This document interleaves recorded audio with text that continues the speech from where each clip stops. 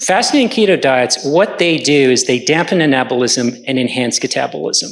And this reduces free radical damage throughout your body and allows the mitochondria time to rejuvenate. Now, there's a whole bunch of fancy master regulatory enzymes in those boxes. Don't worry about them. It's not the details that matters. What matters is that when you do a fasting or keto diet strategy, you are enhancing your mitochondria, you're strengthening your terrain, your soil. Your brain is a plant, it's a garden. You're strengthening the soil by doing this. And this can potentially mitigate the lifestyle disorders, I think. The evidence is very fledgling. So basically, what you're doing is you're improving your mitochondria, including hormesis, which Grant spoke about earlier. So I see the fasting periods and resting periods as key. Those bats, Grant, they probably do a heck of a lot of fasting, sitting upside down and letting their mitochondria rest, and that's really important. So this is the A game, not the medications. These things induce orchestras of metabolic changes throughout your body. You're changing your body into an entirely different metabolic state aimed at repairing your mitochondria and a bunch of other stuff. And I think these have enormous potential for health. If there was one intervention, in my opinion, that could improve the health of humanity in the West the best, it would be simply to prescribe intermittent fasting protocols. That's it. That's the first and most important thing. So what is fasting? Fasting is a voluntary abstinence from food or drink for at least 12 hours.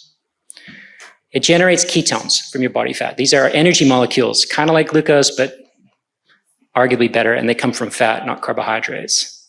Ketones are a superior brain fuel compared with glucose. You can do fasting multiple ways. Time-restricted feeding, so 16 hours of fasting a day, 8 hours of eating, 18 and 6, 23 and 1, or 1 meal a day, OMAD. That's the one I personally really like. You can do longer fasts, so fasting 2 days out of every week, and you can even do prolonged fasts over 2 days, which once you get used to them are not so difficult. The keto diet is simply a high-fat, adequate protein, low-carb diet, and I see fasting keto as very similar.